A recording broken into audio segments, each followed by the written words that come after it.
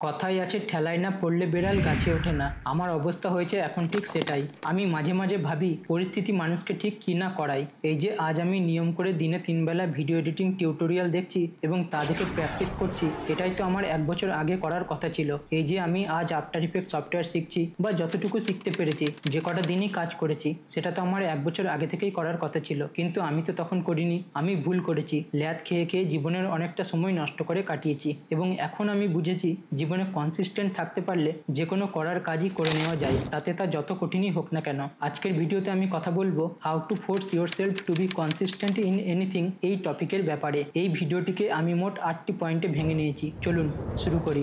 Shift from motivation to discipline. আমি 1 বছর আগে অনেক উৎসাহ নিয়ে, অনেক আশা নিয়ে একটা কম্পিউটার কিনবো ভেবেছিলাম। আমার উদ্দেশ্য ছিল আমি ভিডিও এডিটিং শিখবো, বিশেষ করে আফটার ইফেক্টস এবং ব্লেন্ডার সফটওয়্যার শিখে তাক লাগিয়ে দেবো। যেমন এডিটিং সবাই করে আর তা দেখে আমি মুগ্ধ হয়, ঠিক সেরকমই এডিটিং আমি করব এবং বাকিরা তা দেখে মুগ্ধ হবে। এই ভেবে আমি একটা কম্পিউটার কেনার কথা ভাবি ঠিক 1 বছর আগে এবং কিনেও ফেলি প্রায় 1 লক্ষের বেশি টাকা দিয়ে। কিন্তু তারপর আর কি, প্রথমে 2-1 দিন খুব নাড়াচাড়া করে, তারপর নিত্য নতুন বাহানাকে সঙ্গী করে ফেলে রাখলাম আমার নতুন কম্পিউটার। যে মোটিভেশন নিয়ে কম্পিউটারটা কিনেছিলাম সেটা কোথায় যেন হারিয়ে গেল। তাই দরকার ছিল জীবনে নতুন একটা ডিসিপ্লিন আনার এবং আমি এই বছর ঠিক 1 মাস আগে ঠিক করি যে উদ্দেশ্য নিয়ে আমি কম্পিউটার কিনি তা আমি পূরণ করবই। যত কঠিনই সফটওয়্যারের ইন্টারফেস হোক না কেন, যত কঠিনই শিখতে লাগুক, যতদিনই ইচ্ছে লাগুক, কিন্তু আমি শিখেই ছাড়বো। রোজ কম্পিউটার চালাবো, রোজ শিখবো এবং এই মোটিভেশন থেকে ডিসিপ্লিনে যাওয়ার ফলে আমি আজ অনেকটাই আফটার ইফেক্ট শিখতে পেরেছি। তার নমুনা আপনারা আমার লিঙ্কডিনে গেলেই দেখতে পাবেন।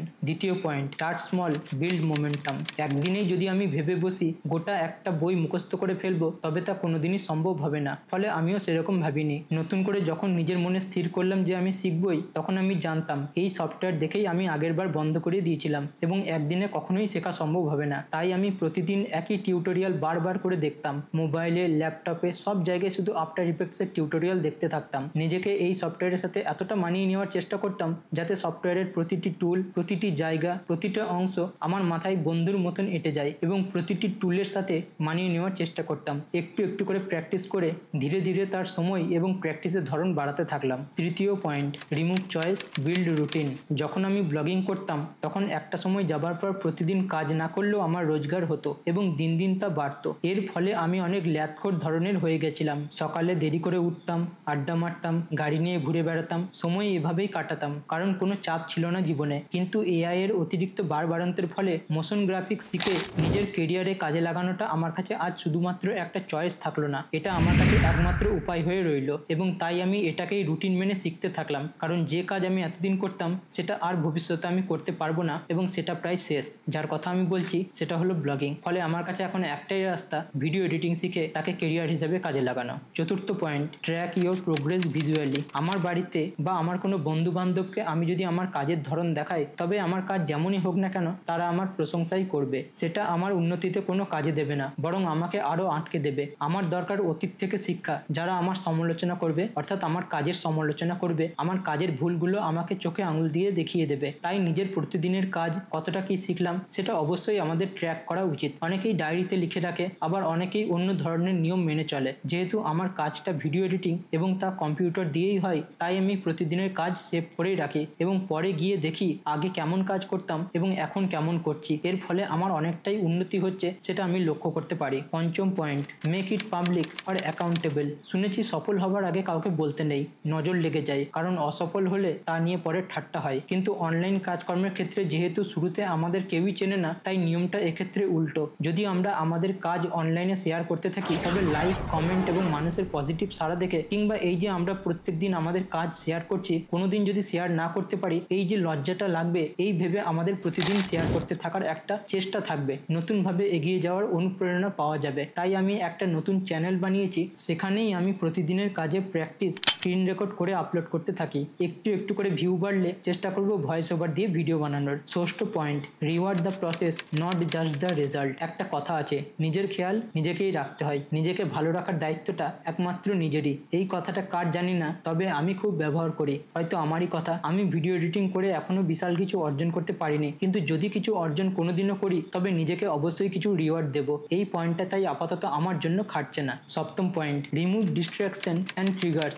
যখন একদমই কিছু হয় না, পরীক্ষা দিয়েও ভালো রেজাল্ট হয় না, অনেক খেটেও চাকরি হয় না ইত্যাদি, তখন নিজেকে একটা ঘরে বন্দি করে সফলতা না পাওয়া অবধি লড়ে যেতে হয়। ডিস্ট্রাকশন যাই থাকুক না কেন তা সরিয়ে নিজের কাজে ফোকাস করা খুব জরুরি। আমি তাই অনেকটা পেরেছি নিজের ডিস্ট্রাকশনগুলোকে দূরে সরিয়ে রেখে নিজের কাজটা বা যেটা নতুন শিখছি সেটা মন দিয়ে করে যাওয়ার। অষ্টম পয়েন্ট বা অন্তিম পয়েন্ট, রিমেম্বার ইওর হোয়াই। নিজেকে সবসময় মনে করাতে হবে কেন আমি এটা করছি, কিসের জন্য, কার জন্য। আমার ক্ষেত্রে আমার হোয়াই হলো আমার বাবা মাকে ভালো রাখা, আমার উপর যে কটা মানুষের দায়িত্ব রয়েছে তাদের যত্নে রাখা, তাদের দায়িত্ব নেওয়া, আর তার জন্য আমি লড়ে যাব। ব্লগিং এর সময় ব্লগিং করতাম, ব্লগিং চলছে না তাই ভিডিও এডিটিং করার চেষ্টা করছি। সেটাও যদি কোনোদিন না চলে তখন আবার অন্য কিছু করার চেষ্টা করব, কিন্তু আমি কখনো থেমে থাকবো না। এটাই আমার মোটিভেশন, এটাই আমার উদ্দেশ্য, এটাই আমার জীবনের লক্ষ্য। Bonus point, be patient with the deep. Consistency শব্দটা যতটা শুনতে ভালো লাগে, এটা মেনে চলা ততটাই কঠিন। প্রথম দিকে যে কোনো কাজই শুরু করতে অনেক ভালো লাগে, পরে গিয়ে তা থেমে যায়। অবশ্য কাজ করতে গিয়ে যদি সফলতা দেখতে পাওয়া যায় তবে কনসিস্টেন্সি মেনে চলা যায় অনেকটা সময় অবধি। শুধু দরকার ধৈর্য, ধৈর্য ধরে শান্ত মাথায় এগিয়ে যাওয়া, এটুকু করলেই হবে। যে ভিডিও এডিটিং এর কথা আমি বলছি, সেই ভিডিও এডিটিং করে আমি এখনো অবধি রোজগার করতে পারিনি, কিন্তু যে আফটার ইফেক্ট সফটওয়্যারটা খোলা মাত্রই আমার ভয় লাগতো, সেই আফটার ইফেক্ট সফটওয়্যারকে কাজে লাগিয়ে আমি বেশ কয়েকখানা মোশন গ্রাফিক্স তৈরি করতে পেরেছি এবং এই সফটওয়্যারকে আমার আর ভয় লাগে না। তাই আমি অনেকগুলো দিন পর পর দিনে 3 বেলা 4 বেলা শুধুমাত্র এই সফটওয়্যারটা নিয়েই পড়ে থাকছি। তাই আমি বলতে পারি আমি এই লড়াইয়ে জিতে গেছি। রোজগার এখন হচ্ছে না ঠিকই, কিন্তু একদিন নিশ্চয়ই হবে, এটা আমার বিশ্বাস রয়েছে। আজকের ভিডিও এই অবধি ছিল। ভালো থাকবেন, নিজের এবং বাড়ির সকলের খেয়াল রাখবেন। ধন্যবাদ। জয় মা দুর্গা।